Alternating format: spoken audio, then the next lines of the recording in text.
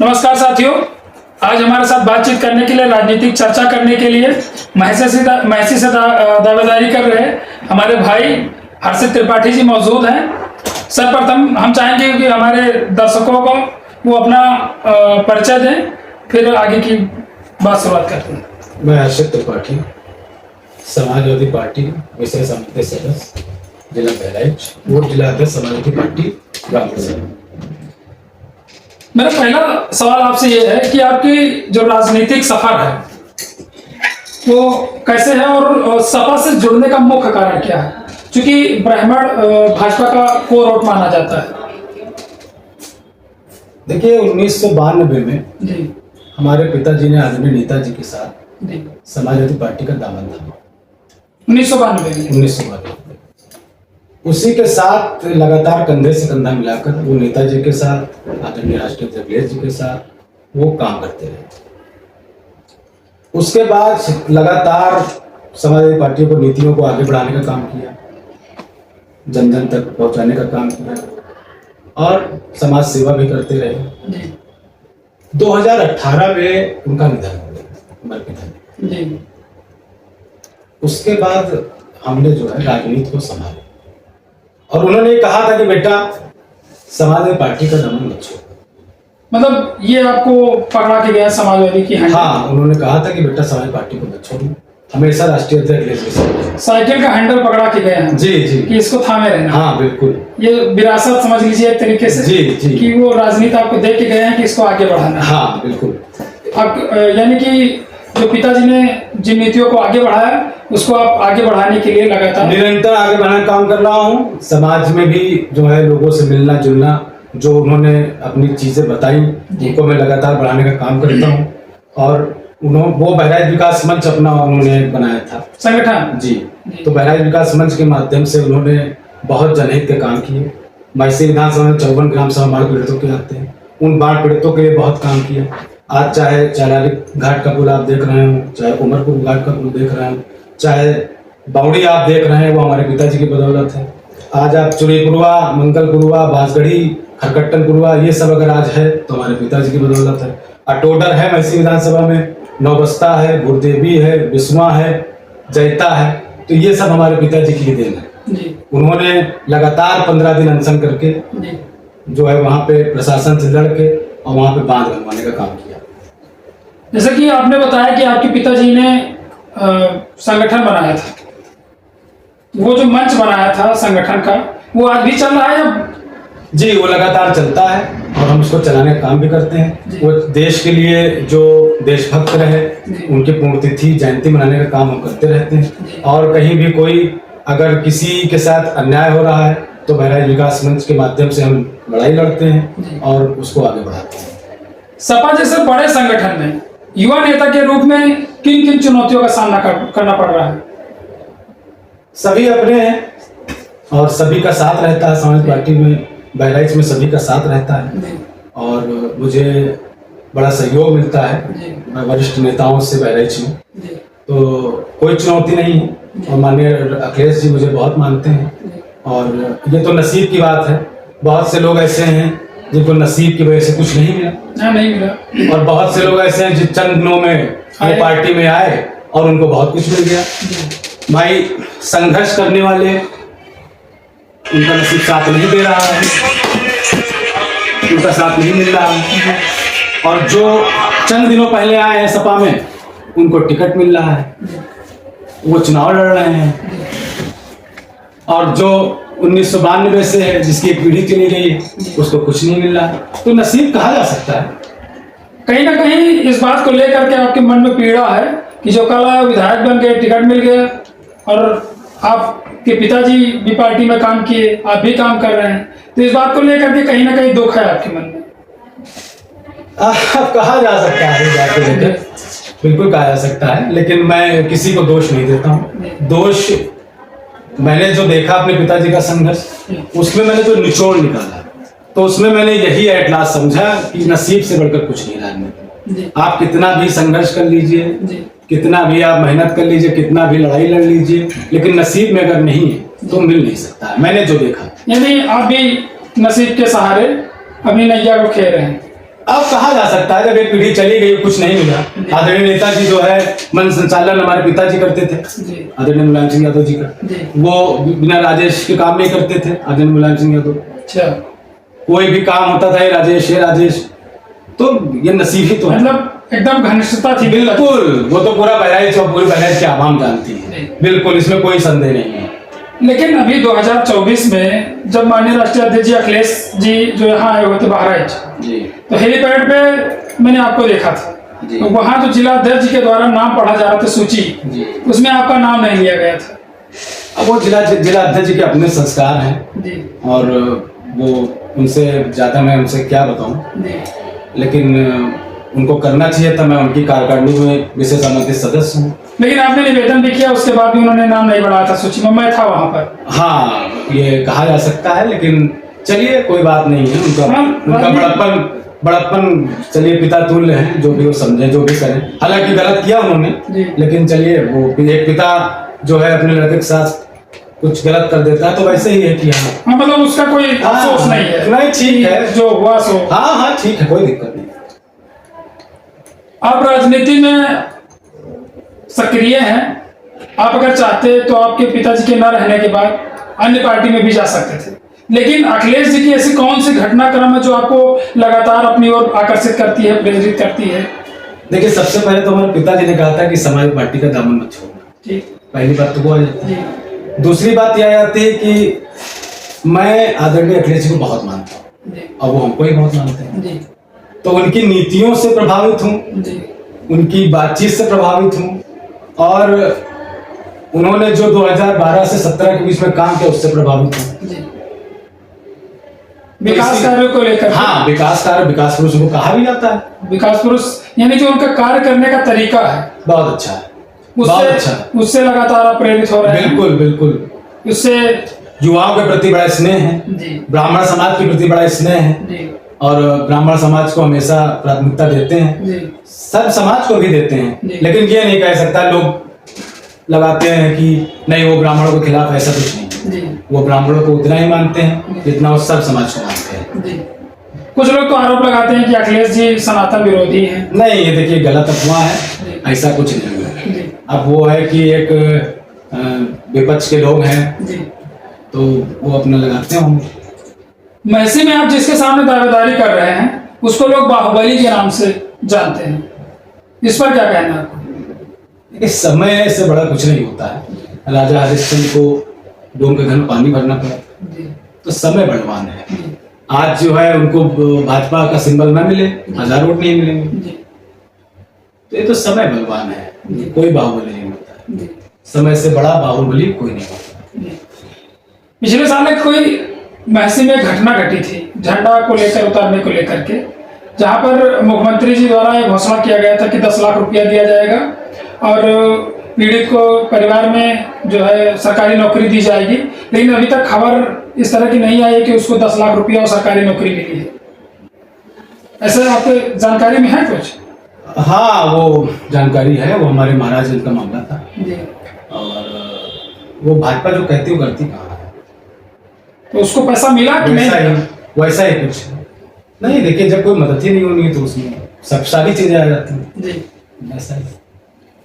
अभी 3-4 दिन पहले की एक घटना और हुई है जहां पर सुनने में आया है कि 2 ब्राह्मणों को गाली दिया गया है। बहुत ही निंदनीय है, लेकिन महसी विधानसभा में बड़ा दुर्भाग्य ब्राह्मणों का है जी कि अगर ब्राह्मण वहां पे चाहे जी। तो अपने ब्राह्मण को निर्दलीय विधायक बना सकता है। मतलब ब्राह्मण को निर्दलीय विधायक बना सकता है। इतनी ज्यादा हाँ, अगर वहां पे ब्राह्मण चाहे तो निर्दलीय ब्राह्मण बना सकता है विधायक। लेकिन दुर्भाग्यपूर्ण है कि गाली खाने के बाद भी वही बीजेपी के साथ है। तो ये वो गाली देने वाला कौन था और क्यों गाली दिया? देखिए, गाली देने वाले तो वहाँ के अपने वही भाजपा के लोग थे जी, और उसी में गाली गलौज हुआ। लेकिन मैं तो अपने ब्राह्मणों को ही कहूँगा कि क्यों भाई आज उनके पीछे आप, उनके पीछे आप क्यों? हाँ, तो वो गाली दे रहे हैं भाई। तो भाई, ब्राह्मण के पास मान सम्मान के अलावा क्या है? क्या है? भाई, ब्राह्मण से भूखा है तो मान सम्मान के लिए भूखा है। बदले में तो उसको गाली मिल रही और है। जब गाली करते कि गाली भी मिलती है और जो है दरवाजे धिक्कारे भी जाते हैं। जी। अच्छा, धिक्कारे भी जाते हाँ हैं। बिल्कुल धिक्कारे जाते हैं, उसके बाद भी साथ में ही है। तो ये तो अपना जमीर बेच देने की बात है। तो मैं तो चाहूंगा और ईश्वर से प्रार्थना करूंगा कि मैसी विधानसभा में सबको सद्बुद्धि दे और जो है सब लोग उसके अगेंस्ट जाए और अपना जो है सपा का एमएलए वहां बनाए।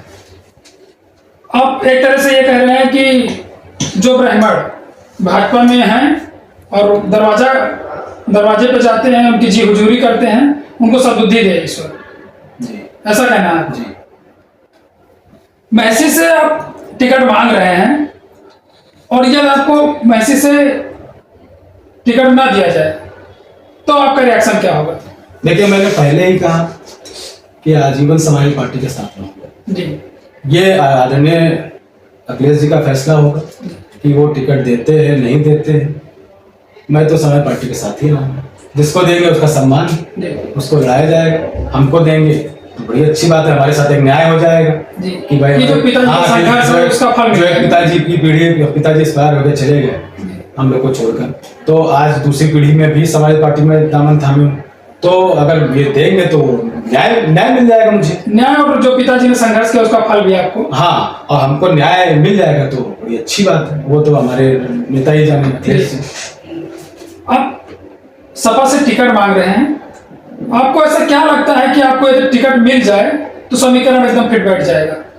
ब्राह्मण वोट ज्यादा होने के कारण, या लोगों में लोकप्रियता ज्यादा होने के कारण, या आपके द्वारा जो लोगों के बीच में लगातार संपर्क जारी है इसके कारण? ऐसा मतलब क्या है जो आपको लगता है कि टिकट मिल जाए तो एकदम फिट बैठ जाएगा समीकरण? देखिए, हमारा राजनीति में कोई कारण नहीं है। मैं राजनीति में इतना बड़ा वो नहीं हूँ। मेन बात सारी सब आ जाती है मेरे पिता स्वर्गीय राजेश त्रिपाठी। उन्होंने महसी विधानसभा में जो जनहित के काम किए, जो 54 ग्राम सभा बाढ़ के वहां आते हैं, उससे जो उन्होंने काम किया और उनकी जो लोकप्रियता थी वो, और फिर वो सेकुलर भी थे, तो उन्होंने जनहित के जो काम महसी विधानसभा में किए उसके नजरिए से अगर हमें सपा टिकट दे दे तो हम चुनाव जीत जाएंगे। 1992 से आपके पिताजी समाजवादी पार्टी का हैंडल थामा, तब तक उसके बाद वो लगातार समाजवादी पार्टी में रहे, काम किया। पार्टी आज देश की तीसरी नंबर की पार्टी बन चुकी है, लेकिन आपके पिताजी को विधायक बनने का मौका नहीं मिला। आपको क्या लगता है कि आपको भविष्य में मिलेगा? देखिए, एक बड़ी अच्छी जो है कहावत सेट बैठती है मेरे पूरे परिवार पर मुझ पर, किसी के एक आंसू पे हजारों दिन मचाते हैं, किसी का उम्र भर रोना यूं ही बेकार जाता है। तो शायद ऐसा ही नसीब में हो कि किसी के एक आंसू पे हजारों दिन मचलते हैं, किसी का उम्र भर रोना बेकार। तो हम लोग का रोना यूं ही बेकार जा रहा है, लेकिन हम तो एक विश्वास पे हैं और उम्मीद पे हैं कि हमें जरूर जो है इंसाफ मिलेगा। यानी अपने नेता पर आपको पूर्ण रूप से विश्वास है? हाँ, पूरा विश्वास कि वो मौका देंगे। बिल्कुल, इसी आस के साथ बिल्कुल आप लोग आज भी पार्टी में लगातार जी काम कर रहे हैं। जी।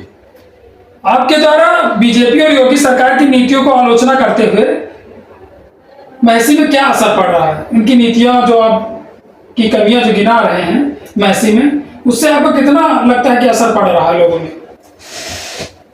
देखिए, पीडीए जो हमारे नेताजी ने बनाया है उसके अनुसार बहुत बड़ा इफेक्ट पड़ा है।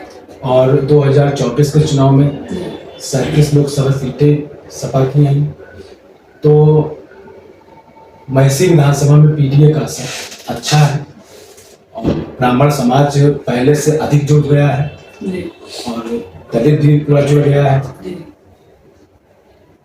और भी जो अन्य जातियां हैं वो सब जुड़ चुकी हैं। तो यही कारण है कि आज महसी में समाजवादी पार्टी बहुत मजबूत है। कई सारी ऐसी घटनाएं सामने देखने को मिली है जिसमें लोग आरोप लगाते हैं कि भाजपा सरकार में ब्राह्मणों का सबसे ज्यादा दमन किया जा रहा है। क्या ये बात सही है? हाँ बिल्कुल। अभी पिछले साल लखनऊ में घटना सामने आई थी जिसमें तिवारी जी को गोली मार दी गई थी। हाँ बिल्कुल सही बात है भाई। ब्राह्मण जो है वो क्यों भाजपा में है?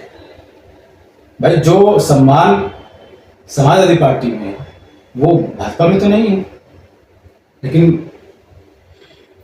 क्यों है ये बात नहीं समझ में आती। इतना उपेक्षित होता है, जी इतना जो है धिक्कारा जाता है, उसके बाद भी अगर वो भाजपा में है तो ये क्यों है? क्यों? ये बात मैं कभी भी सोचता हूँ, बड़ा हैरत करता हूँ जी। कि ऐसा क्यों, कैसा क्यों है। किसान की समस्याओं को लेकर के आपके नेता के पास ऐसी कौन सी योजनाएं हैं जो 2027 में सरकार बनने के बाद लागू करेंगे? देखिए, ऐसे बहुत सी योजनाएं हैं, जैसे कि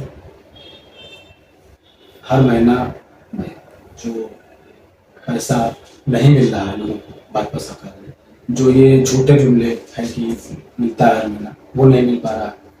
और जो गेहूं की कटाई है उसमें लोगों को समस्या है। चीनी मिल में लोगों को लाइन लगना पड़ता है, जो है पर्ची जल्दी नहीं आती, पैसा भुगतान होता ही नहीं है। जी तो जब सपा की सरकार बन जाएगी तो किसान को, मुझे लगता है कि सिर्फ घर बैठना पड़ेगा, उसको सब कुछ मिलता रहेगा। ये ऐसी पॉलिसी है, ऐसी जो है योजना हमारे राष्ट्रीय अध्यक्ष ने बनाई है, तो वो हम लोग लगातार यही कोशिश में है कि सरकार बने और अपने किसान भाइयों को हम लोग राहत दे पाए।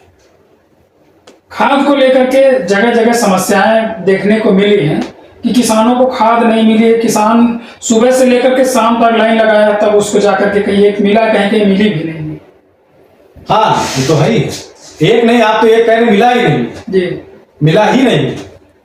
किसानों को लेकर के, खाद को लेकर के कुछ योजना है आप लोगों के पास जो भविष्य में आप लागू करेंगे जिससे किसानों को भाई जो आज हो रहा है ये तो नहीं होगा। कि किसान को लाइन में लगने की जरूरत ही नहीं, किसान जाएगा नहीं, किसान घर पे खा जाएगी। अच्छा, यानी भविष्य में आप लोग जो है हाँ घर घर उपलब्ध कराने। हाँ बिल्कुल।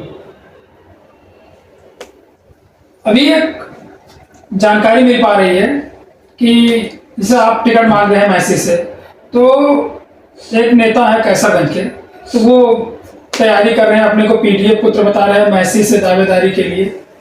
तो आपको क्या लगता है कि उनको अवसर दिया जाएगा या आपको अवसर दिया जाएगा? देखिए, तो जो है शीर्ष नेतृत्व जनता समाजवादी पार्टी का जी, और जो है मुझे बड़ी हैरत हुई कि ये क्या हो गया कि मैसी विधानसभा में ये मैं सोच में पड़ा। लेकिन खैर, हर आदमी को अधिकार है, जी, वो कहीं भी जाके टिकट मांग सकता है। 403 लोग जो है विधानसभा सीटें हैं, कोई जाके करहल मांगने लगे, कोई जाके कन्नौज मांगने लगे। तो खैर, इससे तो कुछ होता नहीं है। जातीय समीकरण जो है उस पे वहां ब्राह्मण जो है वही जीत सकता है। यानी आपके कहने के अनुसार है कि महसी अगर कोई जीत सकता है तो ब्राह्मण ही जीत सकता है, ब्राह्मण ही जीत सकता है। और मुझे कहना नहीं चाहिए, लेकिन मुझे टिकट मिला तो मैं तो जीत के दे दूंगा। यदि आपको अवसर मिल जाता है और 27 में आप विधायक बन जाते हैं, तो आपका सबसे पहला कदम क्या होगा? ब्राह्मणों को सम्मान देना, जी, उनका काम करना और उनके साथ कंधे से कंधा मिलाकर मैसी विधानसभा को आगे बढ़ाने का काम करेंगे। सिर्फ ब्राह्मणों को या सारी जातियों? नहीं, सब समाज। लेकिन वहां पे जो ब्राह्मण प्रताड़ित है, परेशान है, मैं उसकी बात कर रहा हूँ। यानी जो तो सब समाज को लेकर चलने वाले हैं, जी, हर धर्म को लेकर चलने वाले हैं, हर समाज को लेकर चलने वाले हैं। जी, ब्राह्मण समेत यानी सारी जातियों का समावेश करते हुए जी अब आगे बढ़ने का काम करें। जी। यदि आपको टिकट मिल जाता है तो आपको, आपके साथ ब्राह्मण कितने प्रतिशत जुड़ा रहेगा? 100%। जबकि भाजपा को तो ब्राह्मण का 100%, 1% का ब्राह्मणों का कोर माना जाता है। 100%। वो हमारे पिताजी का चेहरा देखेगा जी, और उन्हीं चेहरे पर वो हमारे साथ 100% जुड़ जाएगा। जी।